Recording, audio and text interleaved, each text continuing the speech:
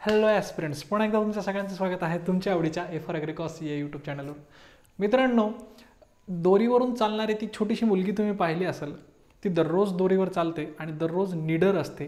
तिला भीती नाही वाटत का?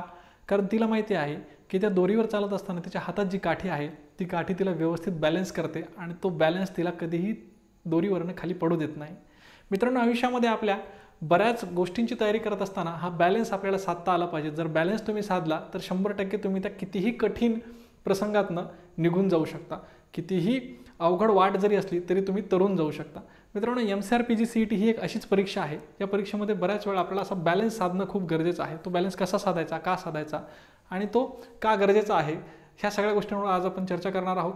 तर मित्रांनो, नमस्कार. माझं नाव आहे सचिन वाघमारे. मी तुमच्या आवडीचा, तुमचाच मित्र, तुमचाच सिनियर, तुमचाच भाऊ आहे. माझं PG झालेलं आहे MPKV राहुरीमधनं, तसंच UG जे आहे ते परभणीमधनं झालेलं आहे. मित्रांनो, माझ्या अनुभवातनं मला जे काही कळालं, माझ्या तयारीच्या वेळेस ज्या काही अडचणी आल्या त्या सगळ्या गोष्टी तुमच्या आयुष्यामध्ये येऊ नये म्हणून 100% माझ्या परिणामी चांगले व्हिडिओ आणि चांगले अपडेट्स, चांगले नोटिफिकेशन तुमच्यापर्यंत आणण्याचा प्रयत्न करतो.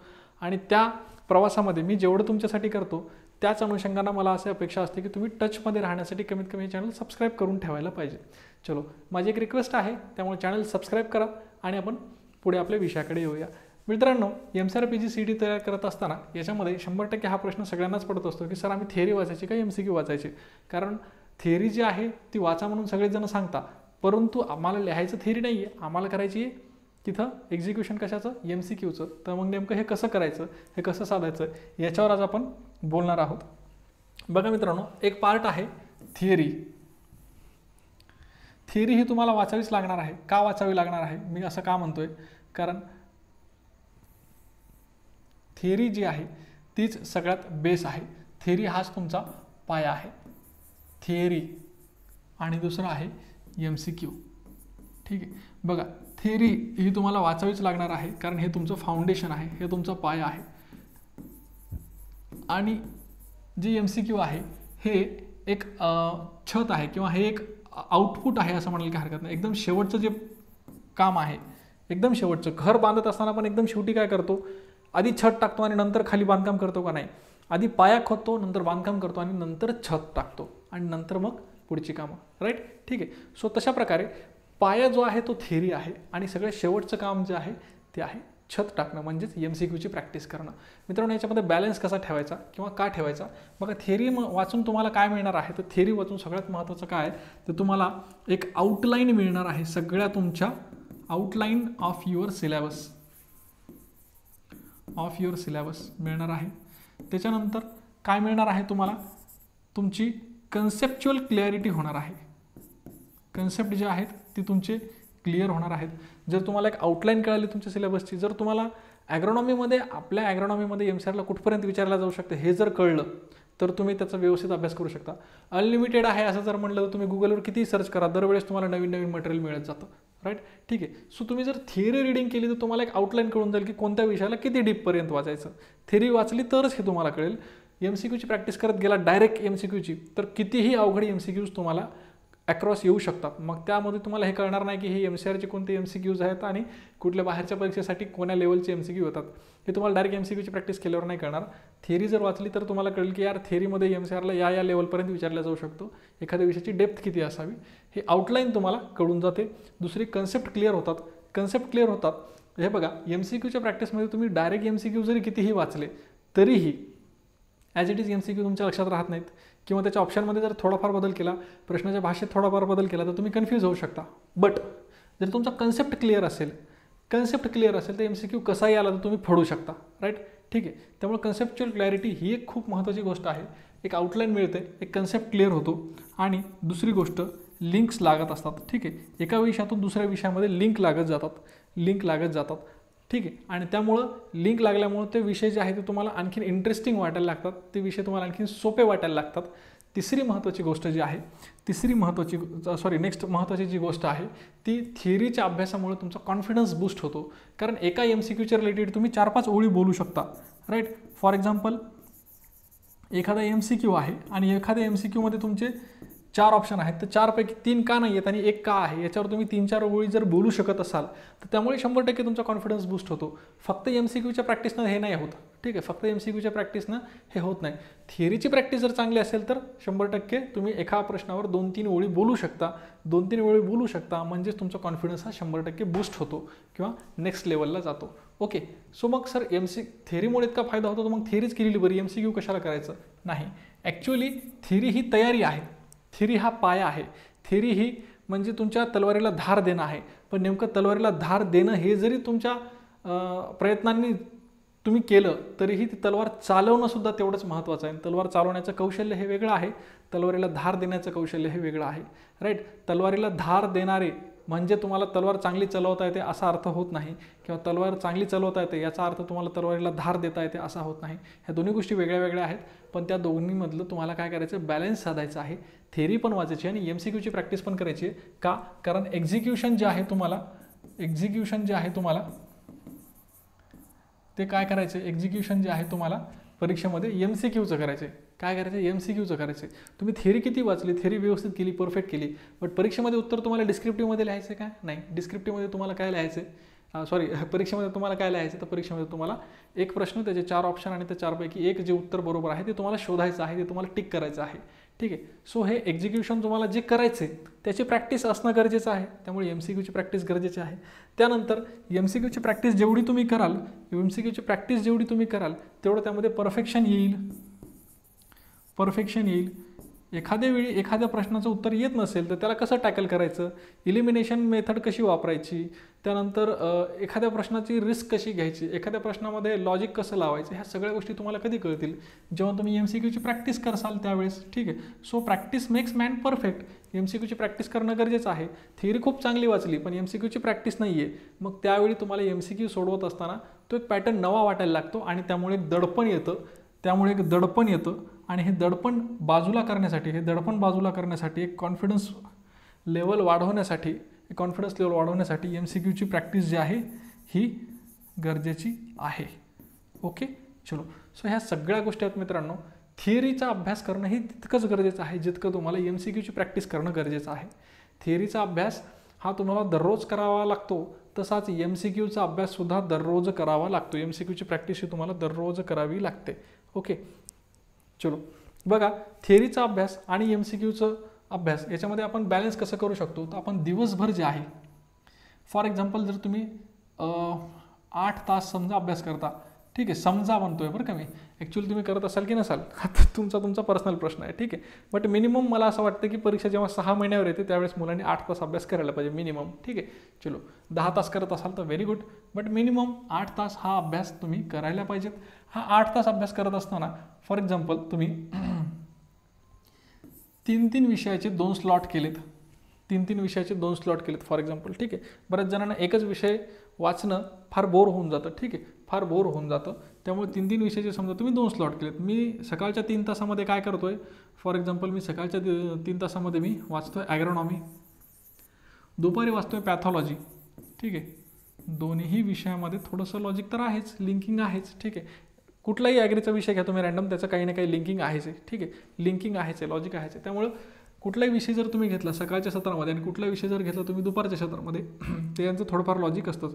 2 विषय घेतले तर या 2 विषयांमध्ये लिंक लवकर लागते. एक विषय कंटिन्यू 6 तास वाचल्यामुळे जेवढा बोर होतो तेवढा 3 तासात होत नाही. त्यामुळे 3 तासात फ्रेशमध्ये ग्रॅब होतं, दुसऱ्या 3 तासात फ्रेशमध्ये हा विषय ग्रॅब होतो. सो 2 विषय जर ॲट अ टाईम तुम्ही चालवले, ठीक आहे, तर 3-3 तासाचे हे 2 सेशन झाले, म्हणजे 6 तास तुमच्या याच्यामध्ये गेले.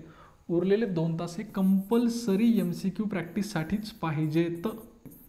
उरलेले 2 तास हे दिवसातून मिनिमम 2 तास हे MCQ प्रॅक्टिससाठी पाहिजेत म्हणजे पाहिजेत.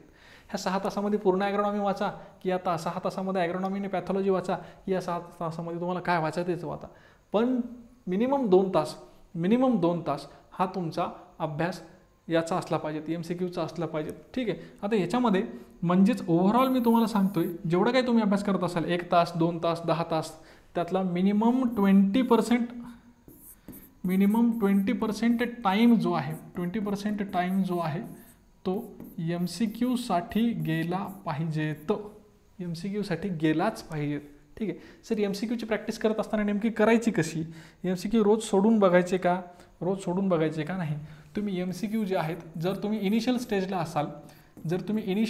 असाल, नवीन तयारी करत असाल, आत्ताच सुरू केलेली असेल, किंवा तुम्ही ऑलरेडी थोडेसे जुने असाल, ठीक आहे, त्याला काय म्हणता येईल, इनिशियलच्या अपोजिट एक्सपिरियन्स असाल, ठीक आहे, एक्सपिरियन्स असाल, किंवा थोडासा अभ्यास तुमचा झालेला आहे, मागच्या 4 महिन्यापासून अभ्यास करतोय, 2 महिन्यापासून अभ्यास करतोय वगैरे वगैरे, ते सगळे एक्सपिरियन्स कॅटेगरीमध्ये येतील. सर आत्ता कालपासून अभ्यास सुरू केला, मागच्या 15 दिवसापासून अभ्यास केला आहे, ते इनिशियल स्टेजमध्ये असतील. तर तुम्ही MCQ फक्त रीडिंग करायचे भावांनो, MCQ फक्त रीडिंग करायचं आहे. MCQची फक्त थॉट प्रोसेस बघायची, थॉट प्रोसेस, की हा MCQ आला आहे तर का आला आहे, कोण्या विषयातून आला आहे, कोण्या विषयाच्या कोण्या टॉपिकमधून आला आहे, त्याची भाषा कशी आहे, त्याच्यामध्ये ते जे ऑप्शन दिलेले आहेत ते ऑप्शन कन्फ्युजन क्रिएट करतात, ते कशाच्या बेसिसवर करतात, का कन्फ्यूज क्रिएट करतात, त्यांची स्पेलिंग सारखी आहे म्हणून आपण कन्फ्यूज होतोय का, त्यांचं कन्सेप्ट सारखं आहे म्हणून आपण कन्फ्यूज होतोय का, त्यांचं काय सारखं आहे म्हणून आपण कन्फ्यूज होतोय म्हणजे काहीतरी सारखं असेलच ना त्यामध्ये. सो प्रश्नाची भाषा कशी आहे, प्रश्न का विचारला असेल एक्झामिनरने, कसा तयार केला आहे, त्याची भाषा काय आहे, त्याच्यात नेमकी मेंटॅलिटी काय असणार आहे प्रश्न काढणाऱ्याची, हा जर विचार तुम्ही सुरुवातीपासून करायची सवय तुम्हाला स्वतःला लावली ना, तर हळूहळू तुम्हाला एक्झामिनरची मेंटॅलिटी कळून जाईल, आणि तुम्हाला हे कळून जाईल की कोण्या टॉपिकवर कसा प्रश्न येऊ शकतो किंवा कसा प्रश्न यायला पाहिजेत, ठीक आहे. सो MCQची सुरुवातीला तुम्हाला फक्त रीडिंग करायची आहे, तुम्हाला बिलकुल MCQ सोडवत नाही बसायचे, ठीक आहे. प्रश्न आहे त्याचं उत्तर हे आहे, वाचून टाका, डायरेक्ट वाचून टाका, काय अडचण नाही. हा प्रश्न आहे, त्याचे हे 4 ऑप्शन आहेत, 4 ऑप्शनपैकी हे एक उत्तर आहे, ठीक आहे. प्रत्येक MCQच्या पुस्तकामध्ये त्याचे उत्तर एक तर शेवटी किंवा त्या पेजच्या खाली दिलेले असतात, ठीक आहे. सो MCQची रीडिंग तुम्ही जर इनिशियल स्टेजला करायला पाहिजेत, MCQची रीडिंग करत असताना त्या थॉट प्रोसेसवर विचार करायला पाहिजेत, की हा MCQ का आला, कसा आला, कोण्या विषयातनं कोण्या टॉपिकमधनं आला, त्याचे ऑप्शन्स कसे दिलेले आहेत, त्या ऑप्शन्समध्ये काय कन्फ्युजन आहे, ठीक आहे. ह्या गोष्टींचा तुम्ही विचार करायला पाहिजेत. आणि MCQचं बिलकुल नो टेन्शन, काही टेन्शन नाही घ्यायला पाहिजेत की हे मला सोडवता येतं आहे का नाही सोडवता येत, हा अवघड आहे का सोपा आहे, असे प्रश्न आले तर माझं काही खरं नाही वगैरे वगैरे, असलं बिलकुल काही विचार करायचा नाही इनिशियल स्टेजला. हळूहळू जेव्हा तुम्ही MCQ रोज रीडिंग करता आणि रोज रीडिंग केल्याच्या नंतर फॉर एक्झाम्पल तुम्ही एका एक्सपिरियन्स लेवलला गेलात, 3-4 महिने झाले आणि तुम्हाला MCQची डिझायनिंग कशी होती हळूहळू कळायला लागलं, त्यावेळी मला असं वाटतं की तुम्ही काय करायला पाहिजे, MCQची हळूहळू प्रॅक्टिस सुरू करायला पाहिजे. प्रॅक्टिस म्हणजे न बघता उत्तर देण्याचा प्रयत्न करायला पाहिजे, ठीक आहे. जर उत्तर तुमच्या नजरेसमोर असेल तर त्याच्यावर झाकून ठेवा, प्रश्न वाचा, ऑप्शन्स वाचा, ऑप्शनपैकी कुठला ऑप्शन असू शकतो याचा विचार करा आणि ते मनातल्या मनात कन्सिडर करा, नंतर आन्सर बघा आणि क्रॉस चेक करा, ठीक आहे. हो, अशी MCQची प्रॅक्टिस तुम्ही डेली करू शकता, ठीक आहे. अजून तुमचा चांगला अनुभव आला त्याच्यानंतर तुम्ही मॉक टेस्ट देऊ शकता, पूर्णच्या पूर्ण मॉक टेस्ट देऊ शकता, राईट, ठीक आहे. आता या प्रॅक्टिसमध्ये काय होईल, तुम्ही दररोज ॲग्रोनॉमीचे 40-50 प्रश्न, 60 प्रश्न, हॉर्टिकल्चरचे 60-50 प्रश्न जे काय ते सोडवता, म्हणजे एका विषयाचं सोडवता, राईट. त्याच विषयाचं तुम्ही सकाळी वाचलेलं असेल तर ते तुम्हाला सोपं जातं. परंतु परीक्षेमध्ये असं होणार आहे का, परीक्षेच्या दिवशी तुम्ही सगळे विषय वाचलेले असणार आहेत का, नाही. परीक्षेमध्ये सगळे विषयाचे प्रश्न येणार आहेत, एकदाच येणार आहेत आणि त्या 2 तासात तुम्हाला उत्तर द्यायची, म्हणजे सगळी खिचडी तुमच्यासमोर येणार आहे, जी की खिचडी तुम्हाला मॉक टेस्टच्या साह्यानं तुम्ही ती व्यवस्थित हँडल करू शकता. सो मॉक टेस्ट जर तुमच्यासमोर आली तर मॉक टेस्ट म्हणजे ही एक डमी एक्झाम आहे, एक्झामचंच रूपांतरण आहे, ठीक आहे. सो हे जे आहे ही मॉक टेस्ट जर तुम्ही देत राहिलात हळूहळू, म्हणजे हे डायरेक्ट एक्सपिरियन्स जर झाला, पहिले 2-3 महिने हे करायचं, ठीक आहे, 2 महिने हे करायचं, नंतर 2 महिने हे करायचं आणि नंतर पुढच्या शेवटच्या 2 महिन्यामध्ये मॉक टेस्ट देत राहायचं. त्यामध्ये वेगवेगळे विषय ॲट अ टाईम एका परीक्षेमध्ये आलेले असल्यामुळे तुमचं डोकं किती चालतं, डोक्याला किती चालना भेटते, किती स्मरण आहे तुमचं, कधीतरी वाचलेलं आहे का नाही, ह्या सगळ्या गोष्टी तुम्हाला मॉक टेस्टमधून कळायला लागतात, राईट, ठीक आहे. सो अशा प्रकारे तुम्हाला प्रॅक्टिस करायची आहे. MCQमधनं सुद्धा काही लिंक्स लागतात, MCQमधनं सुद्धा काही नवीन पॉईंट्स ॲड होतात, न्यू पॉईंट्स हे तुम्हाला त्या विषयामध्ये ॲड करता आले पाहिजेत. बऱ्याच गोष्टी आपल्याला माहीत नसतात, ते MCQमधनं कळतात आणि मग त्या विषयामध्ये एक नवीन पॉईंट ॲड होतो. सो ह्या सगळ्या गोष्टी ज्या आहेत ह्या तुम्हाला करायच्या आहेत. बघा, इनिशियल स्टेजला तुम्हाला फक्त रीडिंग करायची, त्याची थॉट प्रोसेसवर विचार करायचा आहे, टेन्शन घ्यायचं नाही आहे. MCQच्या नंतर सेकंड स्टेजला काय करायचं आहे, हळूहळू प्रॅक्टिस करायची की हे प्रश्न काय, याचं ऑप्शन्स काय आहेत, उत्तर काय आहेत, क्रॉस चेक करायचं, ठीक आहे. आपण आपलं नंतर हळूहळू मॉक टेस्ट द्यायच्यात, ओके. मॉक टेस्ट देऊन मग नंतर तुम्हाला त्या मॉक टेस्टमधनं जे काही नवीन MCQs, नवीन पॉईंट्स त्या विषयामध्ये ॲड करता येतील ते ॲड करायचे आहेत, ओके, ठीक आहे. सर हे सगळं कळालं आम्हाला, तुम्ही म्हणताय 20% टाईम द्या, आम्ही टाईम देऊ. बऱ्याच वेळा असं होईल की MCQ कधी 20 होतील, कधी 50 होतील, तर मिनिमम किती MCQ वाचायला पाहिजे daily. So I will say की तुम्ही मिनिमम 50 ते 60 MCQ हे डेली वाचायलाच पाहिजेत. इनिशियली परीक्षा जशी जवळ येईल तेव्हा, समजा फॉर एक्झाम्पल तुम्ही मार्च एंडच्या नंतर मिनिमम 100 MCQज हे डेली केले पाहिजेत.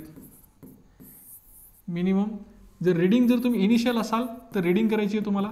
सो रीडिंग करताना थोडासा वेळ लागतो, 50 ते 60 MCQची रीडिंग करत जा. बट प्रॅक्टिस जेव्हा तुम्ही करता तेव्हा 100 MCQची डेली प्रॅक्टिस करत जा. आणि जर एक मॉक टेस्टच तुम्ही देणार असाल हळूहळू, जसा पेपर जवळ येईल तसा शेवटच्या 2 महिन्यात, तर एक मॉक टेस्ट म्हणजे 200 प्रश्न आहेत. ओके, सो इथं तर काय विषयच मिटून चालला. एक मॉक टेस्ट जरी तुम्ही डेली दिली तर याचा सगळा शेड्यूल मी तुम्हाला बनवून जाईल, मॉक टेस्ट कशा द्यायच्या काय नाही वगैरे. ठीक आहे, सो हे तुमच्या लक्षात असू द्या. नवीन रीडिंग करत असाल तर 50 ते 60 MCQ डेली वाचत चला. थोडेसे जुने झालेले असाल तर 100 MCQवर तुमची टार्गेट न्या, कारण तुम्हाला त्या परीक्षेमध्ये 200 MCQ सोडवायचे हे लक्षात घ्या. 2 तासात 200 MCQ सोडवायचे.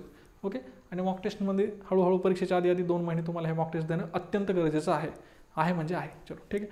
सो अशा प्रकारे जर प्रॅक्टिस केली, ह्या सगळ्या गोष्टी जर तुम्ही लक्षात घेतल्या, ठीक आहे, थेरी का वाचायची, MCQ का वाचायचं, याचं नियोजन कसं करायचं आहे आणि ते प्रॅक्टिस कशी करायची वगैरे, ह्या सगळ्या गोष्टी मी तुम्हाला शक्य तेवढ्या सांगण्याचा प्रयत्न केला आहे. चलो ठीक आहे. तुमच्या सगळ्यांना MCQ आणि थेरी रीडिंग याच्यामध्ये कसा बॅलन्स साधायचा आणि हा बॅलन्स साधून तुम्ही MCRची परीक्षा कशी पास करायची हे तुम्हाला नक्कीच लक्षात आलं असणार आहे. याच्या रिलेटेड आणखीन काही प्रश्न असतील तर नक्की कमेंट करा. कमेंट करायला नको वाटत असेल तर या नंबरला व्हॉट्सअप करा, किंवा जो दुसरा नंबर आहे आपला डिस्क्रिप्शन बॉक्समध्ये दिलेला त्याला व्हॉट्सअप करा. ठीक आहे, याला लगेच रिप्लाय मिळून जाईल तुम्हाला. ओके ठीक आहे. तुम्ही सगळ्यांनी हा व्हिडिओ शेवटपर्यंत पाहिला आणि तुमच्या मित्रांच्या ग्रुपमध्ये सुद्धा शेअर केला आहे. जे MCRची तयारी करणारे सिरियस मुलं आहेत त्यांच्या ग्रुपमध्ये हा शेअर केला आहे अशी मी अपेक्षा करतो. आणि तुम्ही हा व्हिडिओ शेवटपर्यंत पाहिला त्याबद्दल पुन्हा एकदा तुमचे आभार मानतो. थँक्यू सो मच मित्रांनो. पुन्हा भेटूया पुढच्या व्हिडिओमध्ये आणि असाच एक काहीतरी कामाचा कंटेंट घेऊन येऊया. Thank you so much.